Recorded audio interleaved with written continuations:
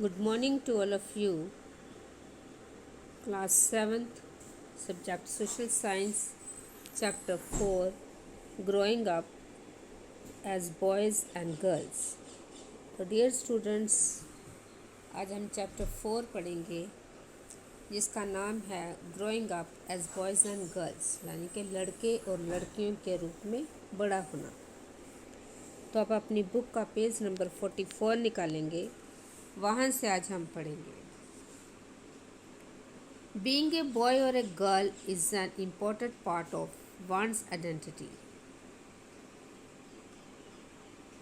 The society we grow up in teaches us what kind of behavior is acceptable for girls and boys, what boys and girls can or cannot do.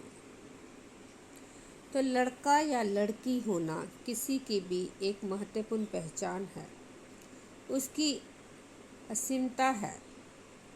जिस समाज के बीच हम बड़े होते हैं वह हमें सिखाता है कि लड़के और लड़कियों का व्यवहार कैसा व्यवहार स्वीकार करने योग्य है। We often grow up thinking that these things are exactly the same everywhere. But do all societies look at boys and girls in the same way? We will try and answer this question in this chapter. We will also look at how the different roles assigned to boys and girls prepare them for their future roles as men and women. We will learn that most societies value men and women differently. तो उन्हें क्या करना चाहिए क्या नहीं, हम प्राय यही सोचते हुए बड़े होते हैं कि ये बातें सब जगह बिल्कुल एक सी है। परंतु क्या सभी समाजों में लड़के और लड़कियों के प्रति एक जैसा ही नज़रिया है? इस पाठ में हम इसी प्रश्न का उत्तर जानने की कोशिश करेंगे। हम ये भी देखेंगे कि लड़के और लड़कियों की दी जाने वाली अलग अलग भूमिका उन्हें भविष्य में स्त्री और पुरुष की भूमिका के लिए कैसे तैयार करती है। We will learn that most society value men and women differently. The roles women play and the work they do are usually valued less than the roles men play and the work they do. This chapter will also examine how inequalities between men and women emerge in the area of work. तो इस पाठ में हम देखेंगे कि अधिकांश समाज पुरुष व स्त्रियों को अलग अलग प्रकार से महत्व देते हैं। स्त्रियां जिन भूमिकाओं का निर्वाह करती है उन्हें पुरुषों द्वारा निर्वाह की जाने वाली भूमिकाओं और कार्य से हम कम महत्व दिया जाता है। इस पाठ में हम ये भी देखेंगे कि स्त्री और पुरुष के बीच काम के क्षेत्र में असमानताएं कैसे उभरती हैं।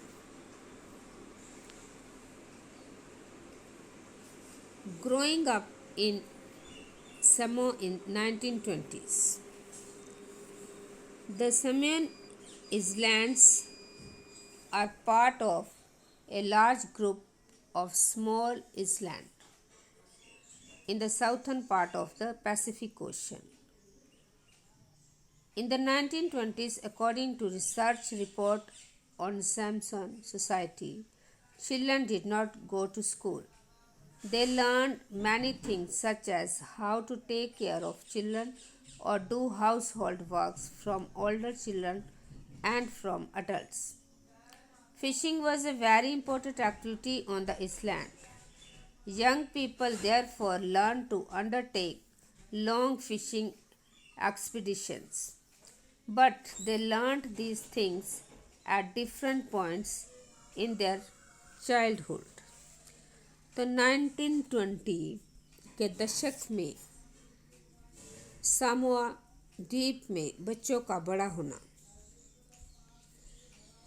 सामोआ द्वीप प्रशांत महासागर के दक्षिण में स्थित छोटे छोटे द्वीपों के समूह का ही एक भाग है। सामून समाज पर किए गए अनुसंधान की रिपोर्ट के अनुसार 1920 के दशक में बच्चे स्कूल नहीं जाते थे। वे बड़े बच्चों और वयस्कों से बहुत सी बातें सीखते थे, जैसे छोटे बच्चों की देखभाल या घर का काम कैसे करना आदि। द्वीपों पर मछली पकड़ना बड़ा महत्वपूर्ण कार्य था, इसलिए किशोर बच्चे मछली पकड़ने के लिए सुदूर यात्राओं पर जाना सीखते थे।